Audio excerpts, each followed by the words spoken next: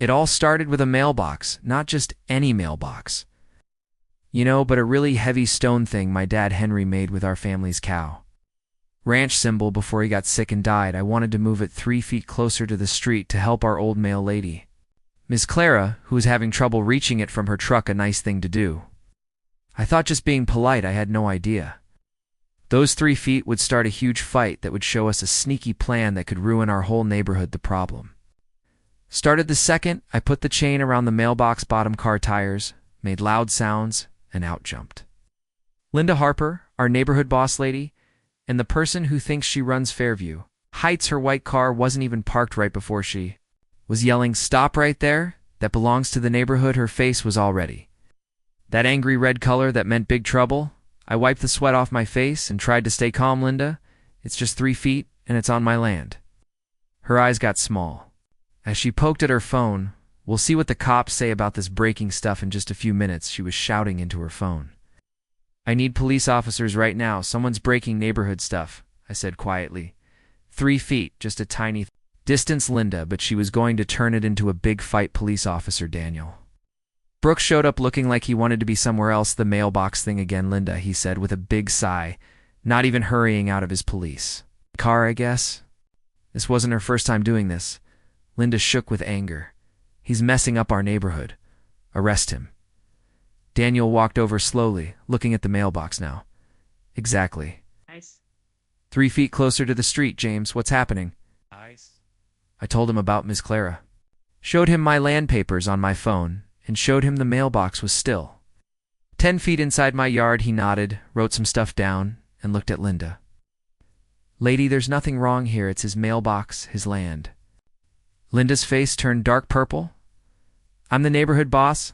I decide what happens here, but—" Daniel just waved and drove away. Linda wasn't finished. She spent the next hour taking pictures from every side, measuring how far with a tape thing she kept in her car like some crazy map maker, and talking to herself about proof. Then she stuck a big red bad guy sticker across my dad's pretty stonework and left angry that night. A mean letter was stuck to my door asking for $100 for moving, without asking, and saying they'd take my house if I didn't do what they said. But something in the neighborhood map they sent made me really mad. It showed my landline 10 feet closer to my house, and my 1995 papers cutting right through where my horses eat grass. I put both papers on my kitchen table, looking at them side by side. My land papers were clear 2 acres to the road. Linda's map, it looked like a kid's art project drawn with crayons. That night, my neighbor Emily Carter knocked on my door. "I saw the crazy stuff," she said, holding up her phone. "I got it on video. That woman has lost her mind." Emily, a 29-year-old person who makes websites, had her own Linda stories. 2 years ago, Linda made her pay $500 for planting wrong pink flowers. We sat on my porch as Emily looked through her videos. "You know what's weird I've seen? Linda out here at 3 o'clock in the morning with spray paint and a measuring tape."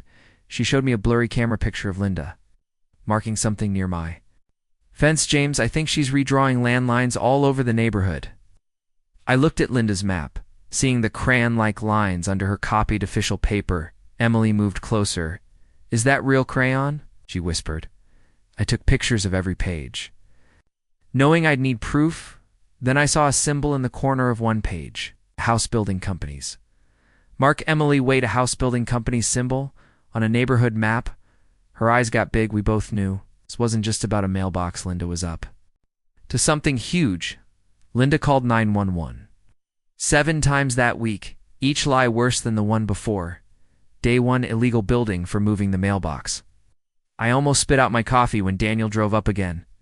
"I moved it 3 feet," I said. He took pictures, wrote stuff down, and whispered, "Write down everything. Something's not right." Day 2, going where you shouldn't, because I looked at my own land markers. Officer Lisa showed up, barely hiding her eye roll. She says, "You're breaking community markers." I showed her my land papers and Linda's map. Lisa looked at them. "This neighborhood map doesn't look real. Call the county land checker day." 3 breaking stuff for pulling off. Linda sticker day for making too much noise, because my horse Daisy made horse sounds during Linda's morning walk. Lisa couldn't hide how shocked she was. She says, "You're teaching horses to bother her." Day 5, mailbox, scary stuff. Daniel didn't even pretend to take it seriously, Mailbox scary stuff. He said again, shaking his head, "My boss is asking questions about her calls. 47 in 3 years is weird." Day 6, stealing for taking pictures of her map which she taped to my door. Day 7, attacked by Daisy, who, Linda said, looked at her in a mean way. Daniel didn't even get out of his car.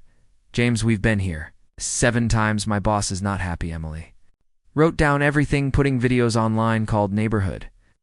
Bully vs. Ranch Guy by Day 7. Comments poured in from people sharing their own neighborhood boss nightmares that night. Emily showed me a bunch of camera videos. Linda at 2 o'clock in the morning, measuring the Wilsons' driveway spray, painting lines near the Thompsons' garden, taking pictures of the Millers' fence. She's not just writing stuff down. Emily said she's making new landlines.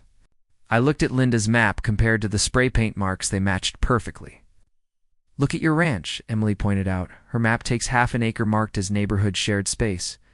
My stomach felt sick. That was where Dad's workroom was, where he spent his last years making things. Emily's phone buzzed with a live video. Linda in my yard, spray painting and talking on her phone. We heard her words, "The ranch has to go once it's shared space. They can't stop us selling. I don't care. What's under the workroom? We'll handle it later." My mind was racing. What was under the workroom? Dad had built its bottom himself in 1998, saying he had to do it alone back then. I thought he was just really picky about his work. Now I wasn't so sure. Linda showed up the next morning with a land checker, her nephew in a Home Depot shirt messing with rented tools. "This proves your ranch goes onto neighborhood land," she said. The kid stuttered, "Your land goes 15 feet into shared space."